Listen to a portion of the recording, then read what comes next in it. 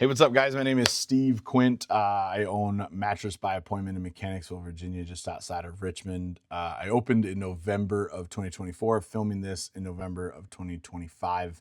It's been a really great year. It's been an awesome business for me and my family. So we're excited to share a little bit more about like what we've learned and tips and tricks and the potholes that you may or may not fall into. But sometimes it's better to hear it from dealers than it is to hear it from the coaches. But because the coaches are just teaching you so many things, and sometimes it just falls by the wayside. But the reason that I've had success in the last year is because I have just done everything that the playbook said, everything that my coaches say, everything that Katie has said. And it has worked out really well for me. So inventory on hand is what we're going to discuss right now. Having inventory on hand just equals more sales, no matter how you slice it. Having our inventory in stock for same day delivery is something that we advertise. So it's something that brings customers to us as opposed to the other guys. So it's so important that we have this inventory on hand. And while you can steer people towards certain mattresses and away from certain mattresses, sometimes people just lay down and they just love a mattress, fall in love with it. And if you don't have it, it's really hard to redirect them to something else. And sometimes just not having the bed in the size that they need. So early on, I sold a bed called the Spruce. I think we sold it for like $15.75 and $17.75 in a king.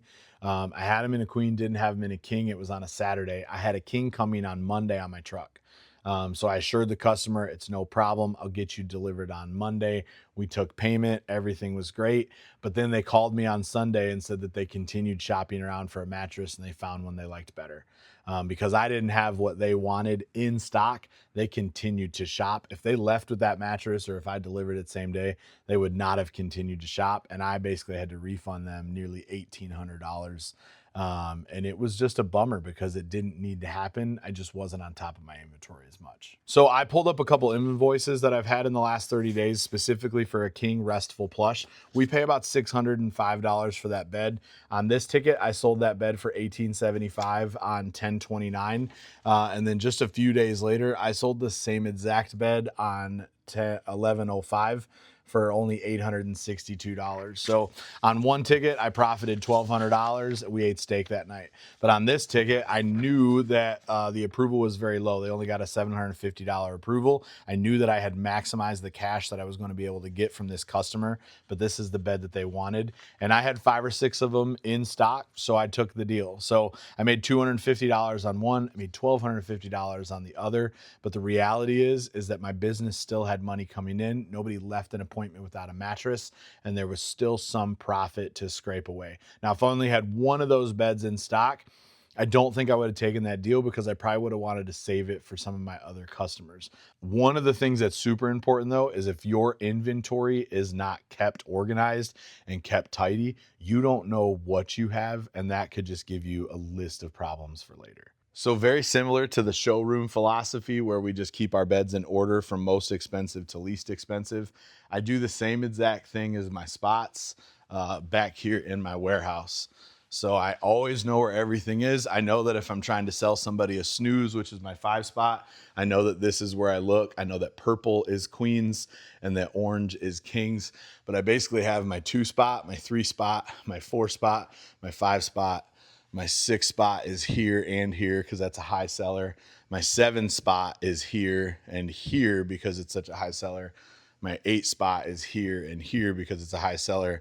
And then my 9, 10, 11, and 12. And then over here, we do some extra twins and fulls because they're not as popular. We just kind of ran out of some space. And then I keep the 255 and the 555 adjustable bases from Maloof.